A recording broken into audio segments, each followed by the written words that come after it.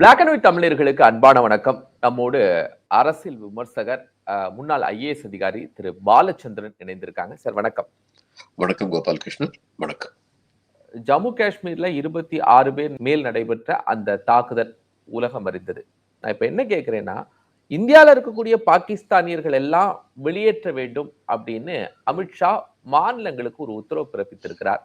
அது எப்படி பாக்குறீங்க? இல்ல, இதெல்லாம் வந்து ஜனங்களை திருப்திப்படுத்துறதுக்காக அவ்வளவுதான். உடனே அவங்க ரிட்டாலியேட் பண்ணுவாங்க. இந்தியர்களை வெளியில போங்கன்னு அவங்க சொல்லுவாங்க. நம்ம டிப்ளமேட்டிக் ஸ்டாஃப் வந்து 50லேருந்து 30 குறைக்கிறோம்னு நம்ம சொல்லுவோம். உடனே நாங்களும் 50லேருந்து 30 குறைக்கிறோம்பாங்க. அவங்களுடைய வெளியுறவு தூதரை நம்ம கூப்பிட்டு வந்து நம்முடைய ஆழ்ந்த கவலையையும் வருத்தத்தையும் தெரிவிப்போம். உடனே அவங்களும் அது மாதிரி செய்வாங்க. இதுல எல்லாம் என்ன பலன் இருக்கு? அப்படி ஒன்றும் பெரிய பலன்லாம் கிடையாது. அப்ப ஏன் இதை செய்யணும்? எந்த பலனும் இல்லாத அமித்ஷா ஏன் செய்யணும்? எதை செய்யணுமோ அதை செய்ய மாட்டேங்கிறாங்க. அதை மக்கள் மனசுல இருந்து டைவர்ட் பண்றதுக்காக இதெல்லாம் பண்ணிட்டு இருக்காங்க நினைக்கிறேன். இப்ப இது வந்து சிந்து நதி அக்காடு வந்து காலி பண்றோம்னு சொல்லியிருக்காங்க. இப்போ சிந்துவை சேர்த்து சிந்து அதனுடைய 5 கிளை நதிகள் 6 நதியும் சேர்த்து அதுல 3 வந்து ஈஸ்டர்ன் சைடுல ஓடுறது எல்லாமே வந்து அந்த தண்ணி அத்தனை இந்தியாவுக்கு சொந்தம். மேற்கு பக்கம் ஓடுற தண்ணி நீருடைய நதிகளுடைய நீர் அத்தனையும் பாகிஸ்தானுக்கு சொந்தம்ங்கிறது அதனுடைய சாராம்சம். அந்த அக்காடு பேசிக் அதுதான். இதன் மூலம் வந்து பாகிஸ்தானுக்கு 80 விழுக்காடு மொத்தம் உள்ள நதி 6 நதிகளுடைய மொத்த நதி கொள்ளளவுல 80 விழுக்காடு பாகிஸ்தானுக்கு கிடைக்குது. 20 விழுக்காடு இந்தியாவுக்கு கிடைக்குது. இதை பார்க்கும்போது என்னவோ நமக்கு ரொம்ப பெரிய அநியாயம் நடந்துட்ட மாதிரி தெரியும். ஏன்னா அவங்களுக்கு 80, நமக்கு 20 தானே. ஆனா உண்மை என்னன்னா பாகிஸ்தானுக்கு அது வந்து ஜீவ நதிகள். நமக்கு வந்து கோதாவரி இருக்கு, எத்தனையோ இருக்கு. நமக்கு காவேரி இருக்கிறது, கிருஷ்ணா நதி இருக்கிறது, பிரம்மபுத்திரா இருக்கு. இது மாதிரி நமக்கு சொல்ல முடியும். அவங்களுக்கு இது வந்து ஜீவ நதி. அதுக்கப்புறம் சுதந்திரம் அடைஞ்ச காலத்துல நேரு மாதிரியான ஆட்கள்லாம் நினைச்சது என்னன்னா, இந்த பையன் எவ்வளவு அழிச்சாட்டியம் பண்ணாலும் என் தம்பி தானே, அவனை நான் ஏன் வழிக்கு கொண்டு வரணும், சரி கொஞ்சம் பெருந்தன்மையா இருந்துட்டு போறேன் அப்படின்னு சொல்லி அந்த அக்காடு வந்து அவங்க சைன் பண்ணாங்க. இதுல பெருந்தன்மை எதனால சொல்றேன்னா, இந்த 80 விழுக்காடு தண்ணி வந்து பாகிஸ்தானுக்கு போறது வந்து அதுல பெரும்பகுதி ஜம்மு அண்ட் காஷ்மீர் வழியா போகுது. இப்ப ஜம்மு அண்ட் காஷ்மீர் என்ன கேட்கறாங்க, எங்க மாநிலத்து வழியா போற தண்ணியில எங்களுக்கு உரிமை கிடையாது, எங்களுடைய நிலங்களை எல்லாம் நாங்க வளப்படுத்த முடியாதுன்னு ரொம்ப நாளா இந்த அக்காடு பத்தி இந்த சந்தேகம் வந்துகிட்டே இருக்கு. அதை பத்தி நமக்கு இது ஒரு கமிஷன் இருக்கு, பெர்மனன்ட் கமிஷன். இந்தியா பாகிஸ்தான் 2 வருஷத்துக்கு ஒரு அவங்க மீட் பண்ணணும்னு சொல்லியிருக்கு. 3 யுத்தம் நடந்திருக்கு. 1947, அதுக்கப்புறம் 65, 71. அந்நேரம் இந்த அக்காடு வந்து பாதிக்கப்படல. அது வாட்டி தண்ணி போய்கிட்டு தான் இருக்கு. ஏன்னா இந்த அக்காடை குலைக்கணும்னு நம்ம முயற்சி பண்ணோம்னா நம்முடைய நட்பு நாடுகளோட நம்ம நட்பா பார்க்க மாட்டாங்க. ஏன்னா பாகிஸ்தானுக்கு வந்து இந்த தண்ணியை நம்ம நிப்பாட்டினோம்னா அதனுடைய விவசாய விளைநிலங்கள் மட்டும் பாதிக்கப்படாது, அவங்களுக்கு குடிநீர் பஞ்சம் வந்துடும். அப்ப நமக்கு நட்பு நாடுகளா இருக்கவங்களும் என்ன சொல்லுவாங்கன்னா, ஏதோ இங்க வந்து 10 பேரு 45 பேர் 26 பேரை கொண்டுட்டு போயிட்டாங்கிறது அயோக்கியத்தனம், அதுக்கு பதிலுக்கு அவங்கள வேட்டையாடுங்க, அதை விட்டுட்டு லட்சக்கணக்கான கோடிக்கணக்கான மக்களுக்கு வந்து குடிநீர் கூட இல்லாம தவிக்க வைக்கிறது இன்ஹியூமனிடேரியன் சொல்லிடுவாங்க. இந்த காரணத்தினாலதான் 3 யுத்தம் நடந்த போது நம்ம வந்து இது உலகம் பூரா இதே மாதிரி தான். ஆல்ப்ஸ் மலையில இருந்து வர்ற பவர் அண்ட் வாட்டர் நினைக்கிறேன் நேச நாடுகளுக்கும் ஆக்சிஸ் பவருக்கு இடையில முதல் உலக யுத்தம், 2வது உலக யுத்தம், 2 யுத்த சமயத்திலையும் அந்த அமைப்பு வந்து அந்த பரிவர்த்தனை வந்து பாதிக்கப்படல ஐரோப்பால வந்து. அதே மாதிரி தான் இங்கேயும். இப்ப இவங்க வந்து உடனடியா இப்படி சொல்லிட்டாங்கல்ல, ஒரு நம்முடைய நீர்வளத்துறை அமைச்சர் நினைக்கிறேன், பாகிஸ்தானுக்கு ஒரு சொட்டு நீர் கூட கொடுக்க மாட்டோம் அப்படின்னு வீரமுழக்கம், ஒரு சொட்டு நீர் கூட கொடுக்க மாட்டோம்னு வீர முழக்கம் செய்திருக்காரு. அந்த 3 நதியில இருந்து போதே அந்த தண்ணி அப்படியே தடுத்து நிப்பாட்டுறதுக்கு டேம் வச்சிருக்கீங்களா? அதான் பிரதானமான ஒரு கொஸ்டினா இருக்கு. அதை எப்படி டைவர்ட் பண்ணுவாங்க? அதுக்கான கட்டமைப்பெல்லாம் இருக்குதா? உடனடியா செஞ்சிட ஒண்ணுமே கிடையாது. இத பத்தி ராகுலும் கார்கியும் கொஸ்டின் எடுப்பதுக்கு இல்ல, அது வந்து பாகிஸ்தானுக்கு வந்து நாங்க எவ்வளவு தூரத்துக்கு இதுல கவலையோடு இருக்கோம்னு காமிக்கிற ஒரு எச்சரிக்கை குரல்னு சொல்லி பதில் சொல்லியிருக்காங்க. அங்க உள்ள கூடி வெளியில ஜனங்கள்ட்ட என்ன சொல்றாங்க, நாங்க பாகிஸ்தானுக்கு ஒரு சொட்டு நீர் கூட கொடுக்க மாட்டோம் அப்படின்னு சொல்றாங்க. அப்ப இதெல்லாம் வந்து பிரேவ் டவுன் சொல்லுவாங்க ஆங்கிலத்துல, சும்மா வெற்று ஆரவாரம், அவ்வளவுதான். அது தவிர ஒண்ணும் கிடையாது. அப்ப நீங்க கேட்கலாம், சார் என்ன சார் அப்ப என்னதான் செய்ய முடியும், பாகிஸ்தான் நேரத்துக்கு இவ்வளவு தூரத்துக்கு பண்ணியிருக்காங்க, நம்ம ஏதாவது செய்ய வேண்டாமா? ஏன்னா லக்ஷய தொய்பாங்கிற அமைப்பு அங்கதான் இருக்கு, பாகிஸ்தான்ல தான் இருக்கு.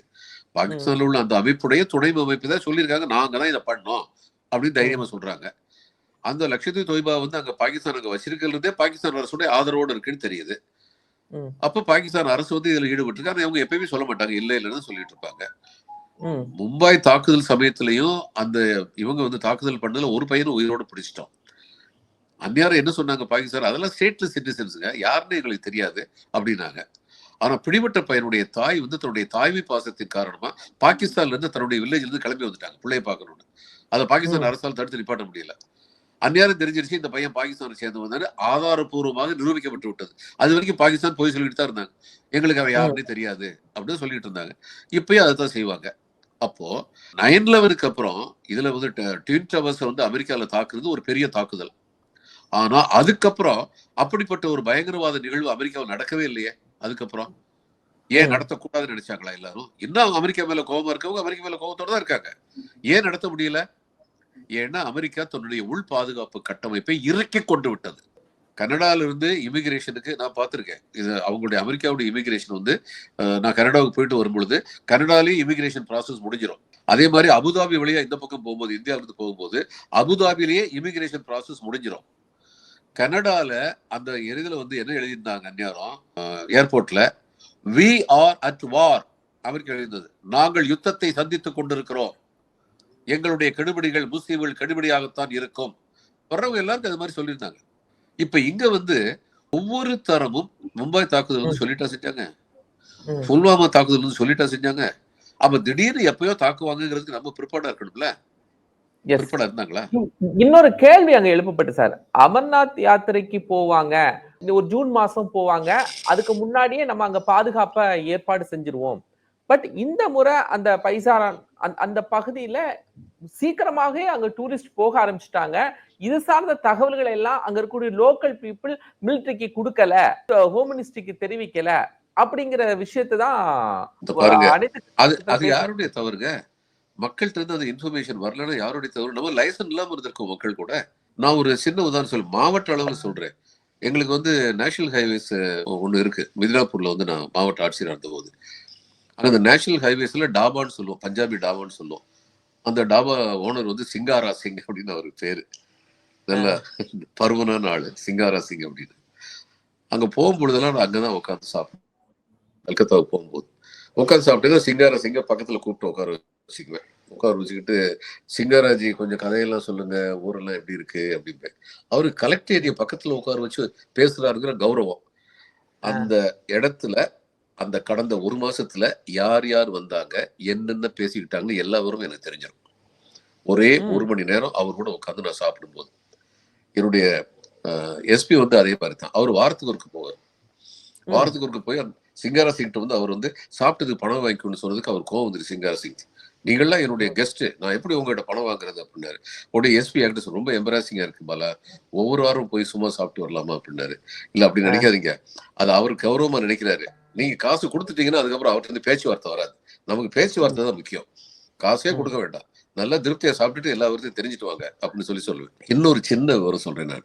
நான் சப் கலெக்டர் இருந்த போது ஷாகர் திகின்னு ஒரு பிளாக்ல வந்து பிரைஸ் டிஸ்ட்ரிபியூஷன் எதுக்கும் போயிருந்தேன்.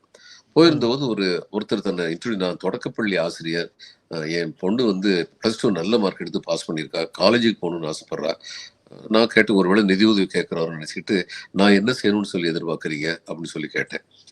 இல்ல, நீங்க பிரைஸ் டிஸ்ட்ரிபியூஷனுக்கு வந்திருக்கீங்க, இன்னும் கொஞ்ச நாள் கழிச்சு உங்க கையால் இது மாதிரி பிரைஸ் வாங்கணும்னு அவளுக்கு ஒரு ஆர்வம் இருக்கு, நீங்க அவர்கிட்ட 2 வார்த்தை பேசிட்டீங்கன்னா அவர் ரொம்ப சந்தோஷப்படுவார். நம்ம கிராமத்து மக்கள் இது மாதிரி ரொம்ப சின்ன விஷயத்த நம்மகிட்ட வந்து எதிர்பார்க்குறாங்க.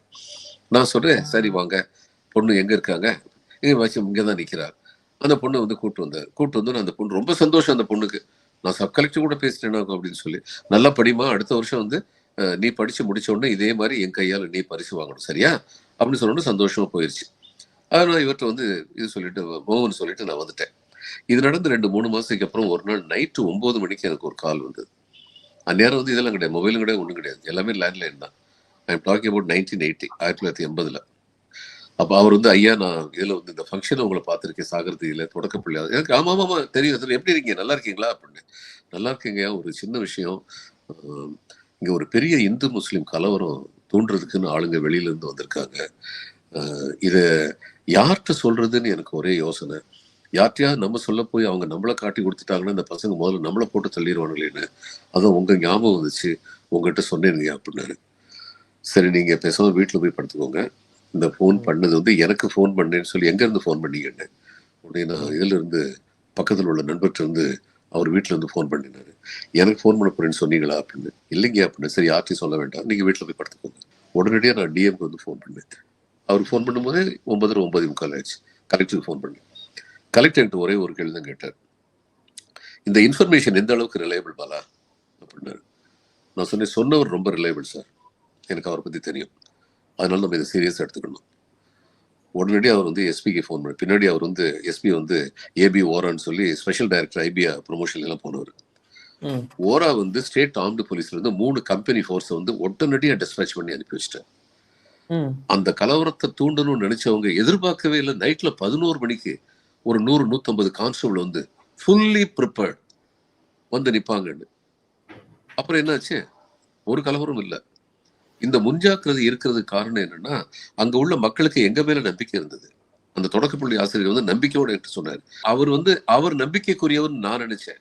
இந்த லயசன் வந்து அட்மினிஸ்ட்ரேஷனுக்கு வந்து எப்பயுமே வந்து மக்கள் கூட இருக்கணும். இப்ப இவங்க முன்கூட்டியே வந்து இது பண்ணா இப்ப என்ன நடந்திருக்கும்? அவங்க சொல்றதை நம்ம எப்படி எடுத்துக்க முடியும்? இந்த பதில்கள் எல்லாம் ஒரு அரசு, மாநில அரசா இருக்கட்டும், இல்லைன்னா மத்திய அரசா இருக்கட்டும், எப்படி ஈஸியா அதை சொல்லிடுறாங்க? அதாவது முதல்ல இவங்க என்ன சொல்றாங்க, நாங்க வந்து ஜூன் மாசத்துல இருந்தா காவல்லாம் கொடுப்போம், முன்கூட்டியே இவங்க வந்ததை எங்ககிட்ட சொல்லலன்னு சொல்றாங்க. முன்கூட்டியே வந்ததை சொல்லாம ஏன் விட்டாங்க?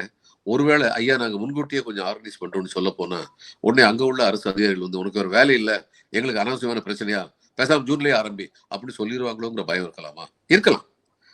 அப்படிப்பட்ட ஒரு பயம் இருக்குன்னா அங்க லோக்கல் பீப்புளுக்கும் நமக்கு இடையில லைசன்ஸ் நல்லா இல்லைன்னு சொல்லி அர்த்தம். அப்படி இருக்கக்கூடாது. பார்டர் வந்து ரொம்ப சென்சிட்டிவ் ஏரியா, அந்த ஏரியால அப்படி இருக்கக்கூடாது. அவங்ககிட்ட எப்பயுமே வந்து இப்ப ஒரு போலீஸ் ஸ்டேஷனுக்கு ஒரு 30 ஸ்கொயர் கிலோமீட்டர்ல இருந்து 100 ஸ்கொயர் கிலோமீட்டர் வரைக்கும் ஒரு போலீஸ் ஸ்டேஷன் இருக்கும். 1,00,000 பேருக்கு மேல இருப்பாங்க. நாங்க என்ன 50 போலீஸ் கான்ஸ்டபிள் வச்சு அத்தனை இடத்துல ஆளு நிப்பாட்ட முடியுமா? அப்ப எப்படி வந்து அந்த இடத்த நிர்வாகம் பண்ண முடியும்? அங்க உள்ள மக்கள்கிட்ட இருந்துதான் எங்களுக்கு இன்ஃபர்மேஷன் வரணும், எந்த தவறு நடக்கிற மாதிரி சந்தர்ப்பம் இருந்தாலும். அதனால அந்த மக்கள் கூட நல்ல ரிலேஷன்ல இருக்கிறது ரொம்ப முக்கியம். இப்ப என்னன்னா இன்னொரு தகவல் இப்ப வந்திருக்கு, அவங்க 4-5 இடத்த இது பண்ணி பார்த்தாங்களாம், ரெக்கி பண்ணி பார்த்தாங்களாம், பண்ணிட்டு இதுதான் பெஸ்ட் ஸ்பாட் சொல்லி சூஸ் பண்ணாங்களாம். அப்ப அவ்வளவு நடக்கிற வரைக்கும் நமக்கு தெரியாம இருந்ததா? இதுல 2 காரியம் அரசு செய்யறது வந்து எனக்கு ஒப்புமை இல்லை. இன்டெலிஜென்ஸ் ஃபெயிலியர்ங்கிறத ஒத்துக்க மாட்டேங்கிறாங்க. புல்வாமால இதே மாதிரி தான் அந்நேரம் கவர்னர், ஜம்மு அண்ட் காஷ்மீர் கவர்னரா இருந்தவரே சொன்னாரு, இது intelligence failure, home ministry failure. நான் வந்து ஆஸ் கவர்னர் நான் சொன்னேன், அவங்கள வந்து பை ரோடு கூட்டு போகாதீங்க, அது ரொம்ப risky place, let them be transported by ஏர்னு சொன்னேன். என் வார்த்தையே கேட்கல. அதனால இது வந்து இன்டெலிஜென்ஸ் ஃபெயிலியர், ஹோம் மினிஸ்ட்ரி ஃபெயிலியர்னாரு. அதுக்கு என்ன ரெஸ்பான்ஸ் கவர்மெண்ட்ல இருந்து இருந்துச்சு? அவர் வீட்டுக்கு சிபிஐ அனுப்புனாங்க. இதுதான் ரெஸ்பான்ஸ். பேசுனா இதுதான் நடக்கும், இம்மென்றால் சிறைவாசம், ஏனென்றால் வனவாசம் அப்படின்னு சொல்லி பாரதியார் சொன்ன மாதிரி இவங்க நடந்துகிட்டாங்க. they did not learn any lesson. சரி, அதுக்கப்புறம் வந்து இந்த துல்லிய தாக்குதல் சொன்னாங்கல்ல, நான் கேக்குறேன் என்ன துல்லிய தாக்குதல் நடத்துனீங்க? ஏன்னா நீங்க துல்லிய தாக்குதல் சொல்றீங்களே, அந்த இடத்துல இருந்து பின்னாடி என்ன சொன்னாங்கன்னா, நாங்க தாக்குதல் நடத்துறதுக்கு முன்னாடியே பேஸ் கேம்ப்ல இருந்து அவங்க எல்லாம் போயிட்டாங்கன்னு சொன்னாங்க. பாகிஸ்தான் வந்து எங்க 100 தென்னை மரத்தை வந்து டெஸ்ட்ராய் பண்ணிட்டு போயிருக்காங்க, அது காம்பன்சேஷன் கொடுக்க சொல்லுங்கன்னு அவங்க சொன்னாங்க. இதுதான் துல்லிய தாக்குதலா? இப்போ இந்த மாதிரி பேஸ் இவங்க வெளியில இருந்து வந்து இந்த தாக்குதல் நடத்தும் போது அவங்க கராச்சியில இருந்து வரமாட்டாங்க, ராவல்பிண்டியில இருந்து வரமாட்டாங்க, அவங்க பக்கத்துல ஒரு பேஸ் கேம்ப் வச்சிருப்பாங்க. எதுக்காகனா அவங்க கிளம்பி வர்றதுக்கு ஆயத்த நிலையில் இருக்கிறதுக்கு இந்த மாதிரி ஒரு 10 பேர் துப்பாக்கியோடு வரணும்னா அவங்க எல்எம்ஜி கொண்டு லைட் மிஷின் கன் கொண்டு வருவாங்களா? முதல்ல வெயிட் அதிகமா இல்லாத துப்பாக்கிகள் எடுத்துட்டு வரணும். குண்டுகள் போதுமான அளவு எடுத்துட்டு போறாங்களா? இரவுல செல்ல வேண்டியிருக்கும் அல்லது இரவுல தங்க வேண்டியிருக்கும்னா அதுக்கான பேட்டரி, அதுக்கான செல்லு இதெல்லாம் இருக்கா? 3 நாளைக்கு ட்ரை ஃபுட் ரேஷனிங் இருக்கா? இதெல்லாம் பார்ப்பாங்க. அப்ப இதெல்லாம் வந்து கராச்சியிலேயும் ராவல்பிண்டியில இருந்து பண்ண முடியாது, பக்கத்துல ஒரு இடத்துல வச்சுதான் இத்தனை பண்ணுவாங்க. நம்முடைய இன்டெலிஜென்ஸ் நல்லா இருந்திருந்ததுன்னா அது எந்த இடம் நம்ம கண்டுபிடிச்சு வச்சிருந்திருக்கணும். அப்படி கண்டுபிடிச்சு வச்சிருந்தோம்னா இந்த நிகழ்ச்சி நடந்த உடனே, நிகழ்ச்சியை தான் தடுக்க முடியல, நடந்த உடனே உடனடியா வான்வழியாக நம்முடைய விமானங்களோ நம்முடைய ஹெலிகாப்டர்ல போய் அந்த சென்டரை பாம்பு பண்ணிட்டு வந்தா எந்த நாடும் அதை நம்ம மேல குறை சொல்லாது. நம்மளும் உடனடியா வந்து ஒரு காரியம் செஞ்சிருப்போம். நான் கேட்கறதெல்லாம் பிரதம மந்திரிட்ட, there is something called doable action. செய்யக்கூடிய செயல்கள் இருக்கே, அதை நீங்க என்ன செய்யறீங்க? கனவில் கூட கருத முடியாத தண்டனையை கொடுப்போங்கிறீங்க, அது என்ன தண்டனை? தண்ணியை நிப்பாட்டுவோங்கிறீங்க, இப்போதைக்கு நிப்பாட்டவே முடியாது, அது என்ன தண்டனை? அப்ப நீங்க கடைசியில என்ன சொல்ல வர்றீங்க? அறியாத மக்களுக்கு உணர்ச்சி வசப்படுத்தி அதை பண்ணுவோம் இதை பண்ணுவோம் சொல்லிட்டு 10 நாள்ல மக்கள் எல்லாத்தையும் மறந்துடுவாங்கன்னு நினைக்கிறீங்களா? அது எவ்வளவு பெரிய தவறு. You are unprepared, you are not well prepared. அது இன்டெலிஜென்ஸ் ஃபெயிலியர். அதுக்கப்புறம் எடுத்த உடனே தாக்குதல் நடத்தணும்னு சொல்றீங்களா சார் நீங்க? அவங்க எங்க நம்ம நாட்டு மேலையா படையெடுக்க சொன்னோம்? அவங்களுடைய பேஸ் கேம்ப் போய் அழிச்சிட்டு வந்தோம்னா யார் என்ன சொல்லுவாங்க? ஏன் ராஜீவ்காந்தி ஒரு காலத்துல வந்து இலங்கையில வந்து அவங்க குண்டு வெடிப்பு நடத்திக்கிட்டு இருந்தாங்க, அப்ப ராஜீவ்காந்தி சொன்னார், இந்த பாருங்க பொதுமக்கள்லாம் பாதிக்கப்படுறாங்க, அட்லீஸ்ட் அவங்களுக்கு வந்து சாப்பாடு கீப்பாடுலாம் கொடுக்கறதுக்காக ஏற்பாடு பண்ணி இலங்கை அரசு 3 தானே சொல்லி பார்த்தாரு, அவன் கேட்கல. வான் எல்லையை மீறி நம்முடைய விமானங்கள் சென்று சாப்பாடு பொட்டலங்கள் இவைகளை அங்க டிராப் பண்ணிட்டு வந்தாங்க. என்ன பண்ணாங்க யாரும்? சரி, அது ஹியூமனிடேரியன் ஜஸ்ட். அதே மாதிரி இன்னைக்கு வந்து ரிட்டாலியேட்டரி மெஷர் நம்ம நிச்சயமா பண்ணிருக்க முடியும். இன்னைக்கு ஆனா நீங்க வந்து தண்ணி நிப்பாட்டீங்கன்னா நம்முடைய நட்பு நாடுகள் முதற்கொண்டு நமக்கு விரோதமா தான் பேசுவாங்க. எதை செய்யணுமோ, எதை செய்ய முடியுமோ அதை செய்யாம எதை செய்ய முடியாதோ அதை பத்தி வீரவசனம் பேசுறதுல என்ன அர்த்தம் இருக்கு சார்? பாகிஸ்தான் பாதுகாப்புத்துறை அமைச்சர் சொன்ன ஸ்டேட்மெண்ட்ஸை எப்படி பாக்குறீங்க? அமெரிக்கா, இங்கிலாந்து போன்ற நாடுகள் தான் பாகிஸ்தான ஒரு தீவிரவாத மைய நாடாவே வச்சிருக்கு, தங்களை இந்த மாதிரியான ஒரு சூழலுக்கு உருவாக்கி வச்சிருக்குன்னு பாதுகாப்புத்துறை அமைச்சர் சொல்றது ஒரு பொய்யா எடுத்துக்கலாமா, இல்ல இந்த சூழலுக்கு சமாளிக்கிறதுக்காக சொல்றாரா? உண்மையே அதானா? அவர் 2 சொல்லியிருக்காரு. கடைசி வரி யாரும் படிக்க மாட்டேங்கிறீங்க. இதெல்லாம் சொல்லிட்டு அவர் கடைசியில என்ன சொல்றாரு, லக்ஷய் தொய்பாவே இப்ப அங்க கிடையாது, அதுவே இல்லாத போது அதனுடைய துணை அமைப்பு எப்படி இருக்க முடியும்? அதான் நாங்க வந்து இது மாதிரி தீவிரவாதங்களை எல்லாம் ஊக்குவிச்சோம், டெரரிஸ்ட் ஆக்டிவிட்டி எல்லாம் நாங்க வந்து சப்போர்ட் பண்ணோம், ஆனா இன்னைக்கு நடந்ததுக்கும் எங்களுக்கும் சம்பந்தமே இல்லை அப்படின்னு சொல்றேன். அதையும் சேர்த்து வச்சு படிங்க. அப்போ அவங்க வந்து என்ன சொல்றாங்க, மேல் நாடுகள்கிட்ட வந்து இன்டைரக்டா ஒரு மெசேஜ் கொடுக்குறாங்க, உனக்காக நாங்க பண்ண அயோக்கியத்தனம் அத்தனையும் வெளியில பேசிடுவோம், இந்த நேரத்தில் நீ எனக்காக விரோதமா போனீனா. இதைத்தான் அவங்க சொல்ல வர்றாங்க. பெனாஷிர் பூட்டோடைய மகனுடைய ஸ்டேட்மெண்ட்டை எப்படி சார் பாக்குறீங்க? தண்ணியை நிறுத்தினா பின்விளைவுகள் பெருசா இருக்கும் அப்படிங்கிற. தண்ணியை நிறுத்தினா பின்விளைவுகள் பெருசா தான் இருக்கும். அதுக்கு நம்ம வந்து அதுக்கு நம்மளும் வந்து வெல் ப்ரிப்பேர்டா இருக்கும். இப்ப தண்ணியை நிறுத்தினா நான் மறுபடியும் சொல்றேங்க, தண்ணியை நிறுத்தினா சரி, சர்வதேச ரீதியா நமக்கு எதிராக அவ்வளவு பலமா இருக்கா? இல்ல, பாகிஸ்தான் அவ்வளவு பலமா வித்தியாசம் என்னன்னா, பாகிஸ்தான் வந்து it is a failed nation, எல்லாருக்கும் தெரியும். But India is marching towards one success after another. வரிசையாக நாம் வெற்றிகளை நெருங்கி கொண்டிருக்கிறோம், சில வெற்றிகளை அடைந்து கொண்டிருக்கிறோம். இன்னைக்கு ஒரு யுத்தம் வந்து அது 12 ஒரு ஸ்ட்ராட்டஜிஸ்ட் ஒருத்தர் சொன்னார், 12 15 நாளைக்குள்ள யுத்தத்தை முடிக்க முடியலன்னா இந்தியா வந்து பெரும் பொருளாதார பின்னடைவை சந்திக்கும்னு சொன்னார். அப்ப நம்மகிட்ட வந்து ஆக்ஷன் பிளான் கரெக்டா இருக்கா? 12 நாளைக்குள்ள முடிச்சிருவோமா? அதுக்கான ஆயத்தங்கள் சரியா இருக்கா? யுத்தத்தை பத்தின்னு சொல்லி வரும்பொழுது நம்ம 2 பேரும் வெளிப்படையா பேச முடியாது, யாருமே பேச முடியாது. இது பேசப்பட முடியாத பல காரியங்கள் வந்து சரியான முறையில் நடத்தப்பட்டு கொண்டிருக்கின்றவா அப்படிங்கிறதெல்லாம் யோசிக்கணும். எல்லா இது எடுத்துட்டு தான் இப்ப இது வந்து நடத்தும் போது, பங்களாதேஷ் யுத்தம் நடத்தும் பொழுது அந்த யுத்தத்தை துவங்குற நேரத்துல நம்முடைய ஃபீல்டு மார்ஷல் ரொம்ப அழகா வந்து ஒண்ணு சொன்னாரு. அந்த நேரத்துல நான் வந்து பெங்களூர்ல இருந்தேன், பெங்களூர் எக்ஸாக்ட் இல்ல, ஏதோ ஒரு இடத்துல இருந்தேன். டெல்லியில முக்கியமான 3 பேருமே இல்லை. நம்முடைய கமாண்டர் சீஃபும் இல்லை, நம்முடைய பிரைம் மினிஸ்டரும் இல்லை, நம்முடைய ஹோம் மினிஸ்டரும் இல்லை, டெல்லியில இல்லை. அதுக்கப்புறம் ஒன்றாக இணைந்து சரி யுத்தத்தை நடத்தி விடுவோம் தீர்மானிச்சாங்கன்னு சொன்னார். இது ஒரு சாமர்த்தியமான செயல். யுத்தத்தை நடத்தி விடுவோம்னு 5 நிமிஷத்துல யாரும் தீர்மானம் பண்ண மாட்டாங்க, என்னைக்கோ தீர்மானம் பண்ணியிருப்பாங்க. ஆனா உலக நாடுகள் முன்னாடி நம்மளை எப்படி காட்டிக்கணும், we were unprepared, எங்களுக்கு வேற வழி இல்லாம பண்ணோம். அந்த ஆயத்தமின்மைங்கிற மாதிரியான சூழ்நிலையை ரொம்ப அழகா காட்டினாங்க நான் நினைக்கிறேன். இந்த மாதிரி எத்தனையோ ஸ்ட்ராட்டஜி பண்ணணும் அணியாரம். ஆனா இவங்க உண்மையாவே ஆயத்தமின்மையோடு இருக்க மாதிரி தான் எனக்கு தோணுது. புல்வாமாவுக்கு அப்புறம் என்னங்க நடந்துச்சு இது வரைக்கும்? யாராவது சொல்லட்டுமே? நான் மறுபடியும் சொல்றேன், 9/11க்கு அப்புறம் அமெரிக்காவில் இன்னைக்கு வரைக்கும் அப்படிப்பட்ட ஒரு தீவிரவாத தாக்குதல் நடக்கல.